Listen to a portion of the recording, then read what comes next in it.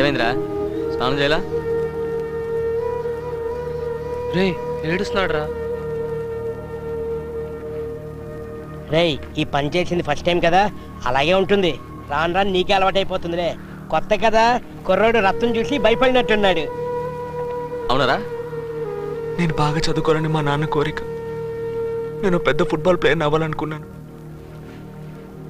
కానీ ఏది కాకుండా చేతిలో కత్తి, రక్తం మరకలు అంతా అయిపోయింది.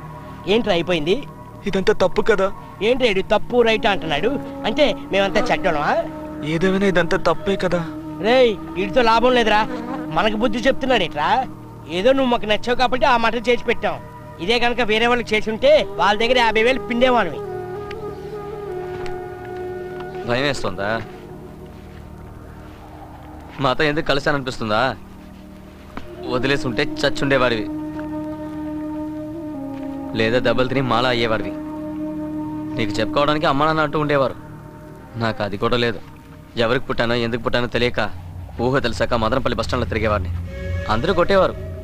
నేను చిన్నపిల్లని కదా, అన్ని పనులు నాకే చెప్పేవారు, చేసేవాడిని. ఎవరిని చూసినా భయమే, దేన్ని చూసినా భయమే. అట్లాగే ఒకరోజు జీతం 15 రూపాయలు తీసుకొని బస్టాండ్లో పడుకుని ఉన్నాను. 2 రౌడీ నా కొడుకులు నన్ను చితగొట్టి ఆ డబ్బు లాకెళ్ళిపోయారు. ఒళ్ళంతా ఒకటే నొప్పి, లేవలేకపోయాను. బోర్మని ఏడ్చాను. ఎంతోమంది వస్తూ పోతూ ఉన్నారు, కానీ ఎవరు ఏంటని అడగల. రాత్రంతా ఏడుస్తూనే ఉన్నాను. మళ్ళీ వాళ్ళు వచ్చారు. నేను కోపం పట్టలేక పక్కన ఉన్న సోడా బళ్ళు తీసి బుర్ర బద్దలు కొట్టాను. చచ్చారు. తెల్లవారులో ఆ సవాల్ని చూస్తూనే ఉన్నాను. అప్పుడు పోయింది భయం. ధర్మం అధర్మం అంటే ఏం లేదు. డబ్బులు ఇస్తే చంపుకుంటూ పోతూ ఉండడమే. మనం సంతోషంగా ఉండాలి, అంతే. రేయ్, ఈ కథ అంతా వాడికిందుకు చెప్తున్నావు?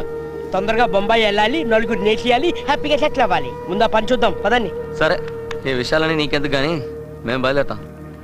మీ ఊరికి వెళ్ళొద్దు, దొరికిపోతావు. నీకెవరైనా దూరపు బంధువులు ఉన్నారా? ఏంటి, ఉన్నారా లేరా?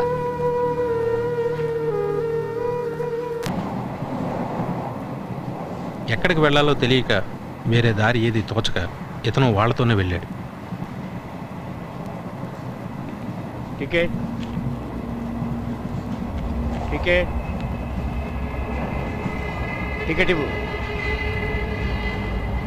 వితౌటా? ఎవరు వీళ్ళెవరు? మీరంతా గ్రూపా? లేవరా లేవరా, లేచి టికెట్లు ఇవ్వండి రా. లేవరా, టికెట్ ఇవ్వు. టికెట్లు ఇవ్వండి రా. టికెట్ ఇవ్వరా.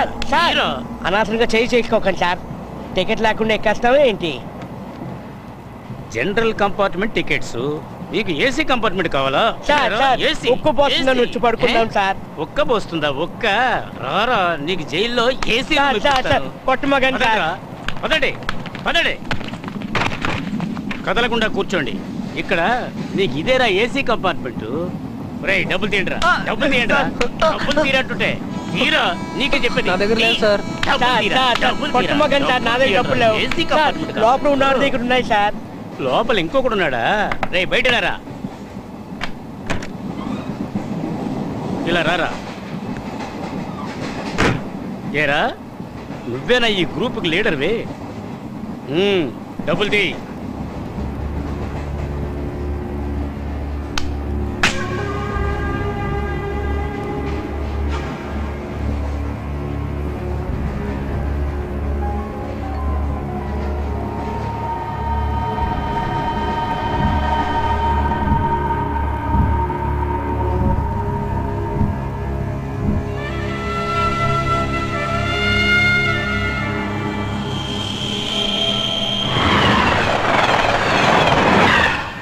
ఏంట్రా, కొంచెం కూడా ఆలోచించవా? ఇష్టం వచ్చినట్టు కొట్టడమేనా? టికెట్ లేకుంటే ఫైన్ వేయాలి. కొడతావేంటి? వీడికి చేతులు తినకు అనుకుంటా.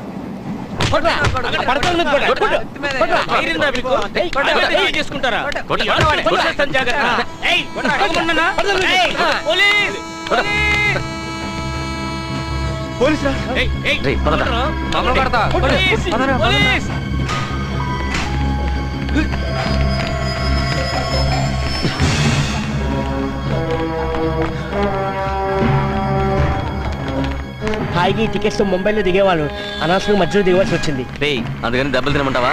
ఉండు ఏదైనా బస్సులో వెళ్దాం.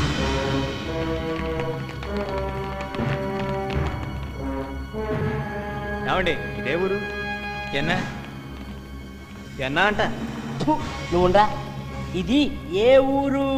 ఇంత ఊరు రేణిగుంట. రేణిగుంట